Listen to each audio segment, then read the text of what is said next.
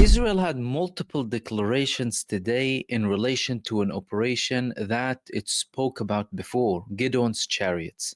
But the problem is there are conflicting reports about this operation. So, from one side, you're hearing about attacks in preparation for an operation. And on the other hand, you have statements saying that, well, the operation began. So, for example, there was this report in the Jerusalem Post. IDF begins renewed offensive in Gaza with Operation Gideon's Chariots. Then there was another report in another website, Ynet, saying that no, actually, hold on. IDF announced a seizure of controlled territory in Gaza, part of the opening moves for Operation Gideon's Chariots. Now, if you go to the website of the Israeli army, you don't see any statement issued about the operation beginning. Benjamin Netanyahu declared a few weeks back that Israel is planning an operation called Gideon's Chariots in case Hamas in particular don't agree to a deal upon the arrival of Donald Trump to the region. There is no deal. Hamas released a prisoner of war as a gesture to Trump. Was it for empty promises or things that are solid and concrete? We'll talk about that later on this live stream.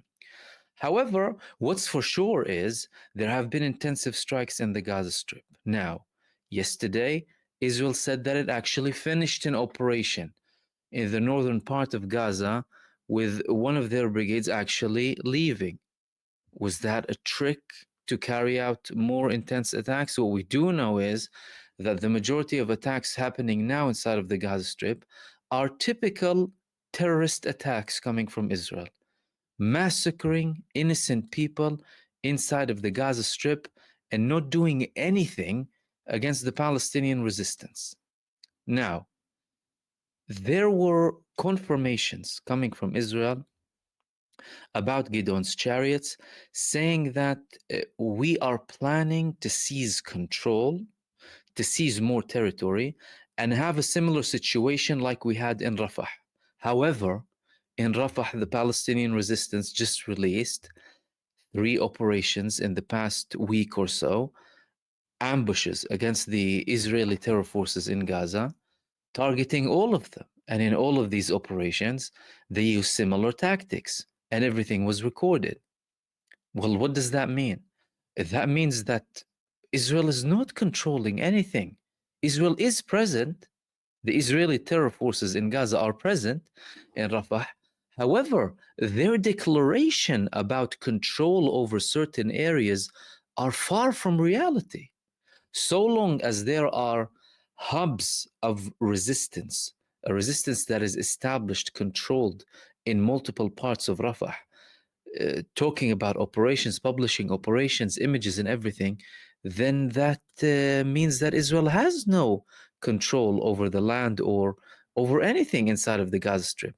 The only thing that they're doing is, well, massacring people. In the past 48 hours, there were over 250 martyrs inside of the Gaza Strip.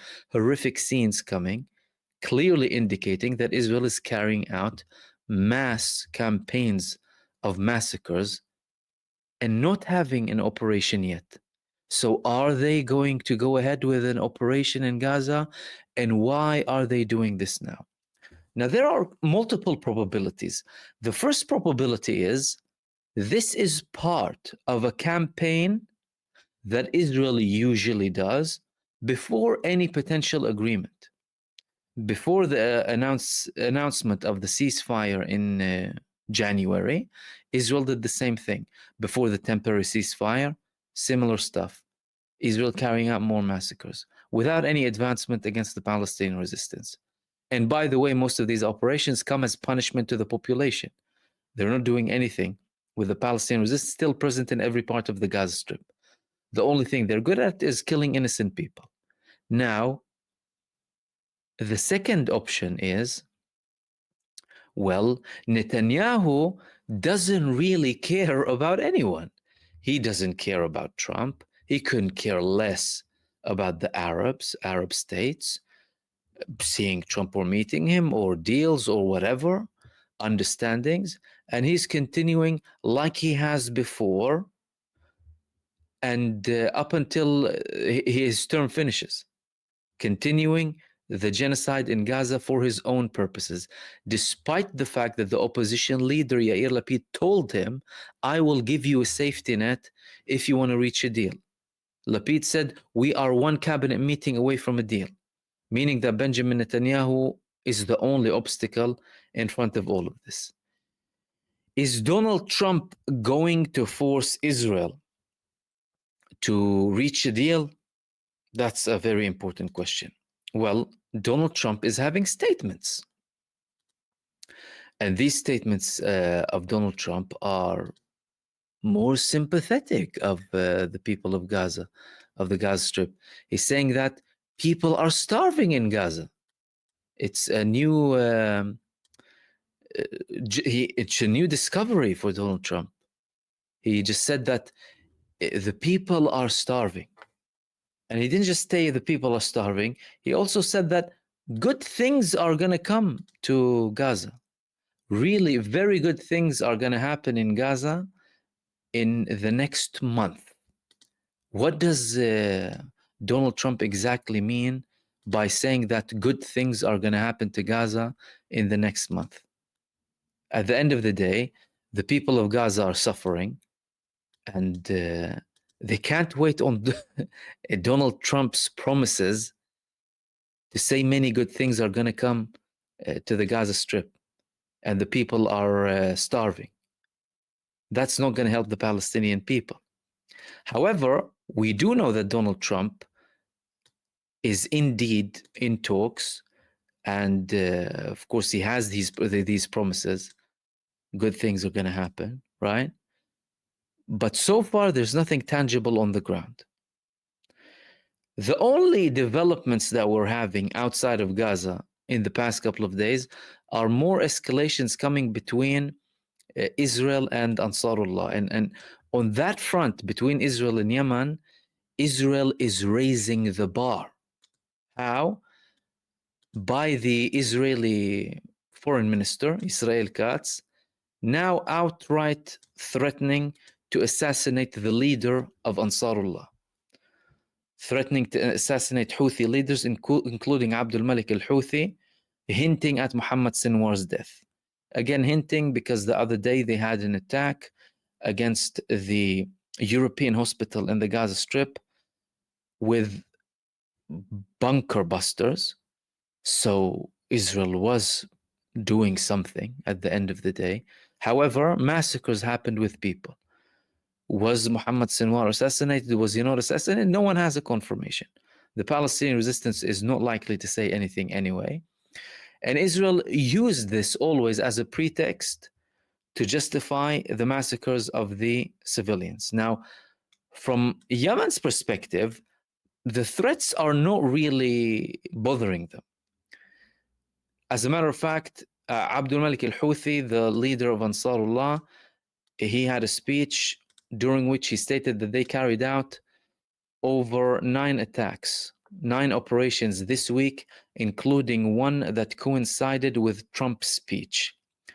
Donald Trump was in the Gulf. He was having meetings with the Arab states, and they were, of course, giving him money, while Yemen was targeting Israel, simultaneously with the speech of Donald Trump. As in sending a message to the Arab states, you can talk with him, but this is how we talk with our enemy, by launching missiles. Now, Israel is also attacking, but the problem with Israel's attacks inside of the Yemeni territories is the fact that they don't really have any bank of targets now. Again, they are attacking what? Al-Hudaydah. Al-Hudaydah and Al-Salif. The goal is a naval blockade of the Houthis. The Houthis have been hit much harder, including their leadership, according to Benjamin Netanyahu. This is the 8th Israeli attack in Yemen since the beginning of the conflict. There are a couple of problems. Well, number one, Flights restarted in Sana'a airport, despite the fact that Israel carried out really heavy attacks on Sana'a airport, the main buildings. They also targeted some airplanes too. Yemen announced that no, we restarted everything. And Al Hudaydah, well, the next day that Israel targets it, they continue to operate. This shows you clearly that they're ineffective with Yemen. They're not effective whatsoever. And they are continuing. Yemen is continuing with its attacks against Israel. The 9 attacks that happened and the statements that are coming from Ansarullah. Now, in Israel, between Israel and Benjamin Netanyahu, between Israel and Donald Trump, excuse me, there's clearly something happening there. Why? Because the Israeli media is having more aggressive tones against Donald Trump. Let me give you an example. There was this report here in the Ynet newspaper saying that Donald Trump's sewer pipe, the corrupt moves of the President of the United States.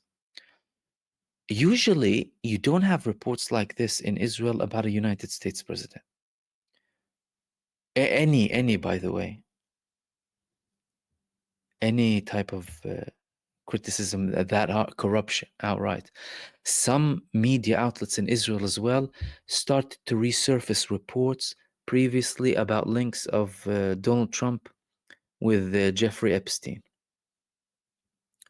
Not that there's hard evidence, by the way, against Trump. We know that he did have links with Epstein.